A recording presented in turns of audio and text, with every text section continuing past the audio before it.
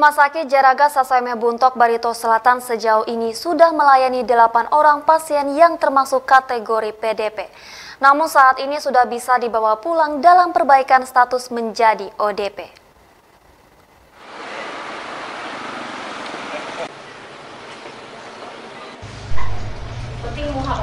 Kedelapan orang pasien yang awalnya termasuk kategori PDP sudah bisa dibawa pulang dan statusnya menjadi ODP. Pihak rumah sakit bekerja sama dengan Dinas Kesehatan tetap memantau kondisi ODP yang ada di Barito Selatan. Pada Senin tanggal 23 Maret 2020 kemarin, Rumah Sakit Umum daerah ini kembali menerima pasien dengan keluhan sesak nafas. Dan selanjutnya ODP berinisial S statusnya berubah menjadi PDP. Riwayat perjalanan pasien tersebut sehabis pulang dari provinsi tetangga yang kemudian mengalami sesak nafas yang langsung dirawat dalam ruang isolasi rumah sakit yang bernama Jaraga Sasame pada Selasa 24 Maret 2020. Ini kami berada di ruang isolasi khusus perawatan COVID-19 di Rumah Sakit Umum Daerah Jaraga Sasame Buntok Kabupaten Barito Selatan. Kami sudah menangani 8 orang yang termasuk kategori PDP. 7 orang dirawat selama ini dan sudah dipulangkan dengan keadaan perbaikan, sehingga kami pulangkan dengan status ODP dan akan dilakukan survei 14 hari ke depan oleh Dinas Kesehatan Kabupaten Barito Selatan, di mana kami selama ini bekerja sama dengan baik. Saat ini juga kami ada merawat 1 orang pasien baru datang 1 hari yang lalu dengan inisial S.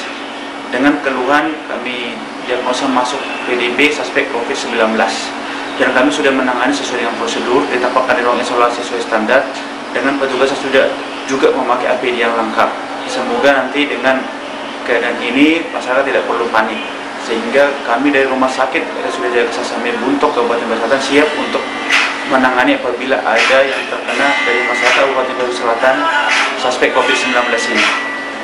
Kami kepada masyarakat Kabupaten Barito Selatan khususnya agar jangan panik, tetap stay safe, jaga diri, jangan keluar rumah sesuai dengan instruksi dari pemerintah dan sesuai juga dengan maklumat dari Kapolri supaya rantai penularan virus COVID ini bisa terputus.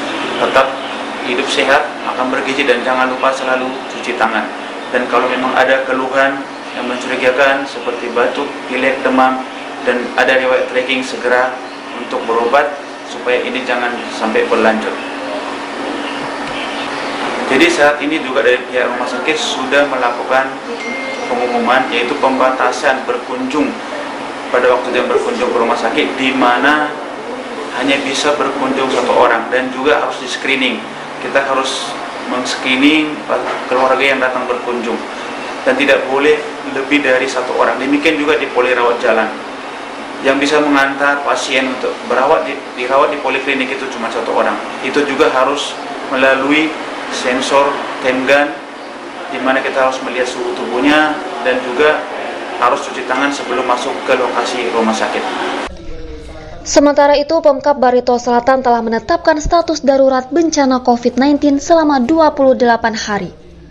Pemkab Barsel telah menggelar rapat penetapan status darurat siaga COVID-19, yaitu status darurat bencana non-alam. Dari Barito Selatan, Ari Mampas, Jurnal TV mengabarkan.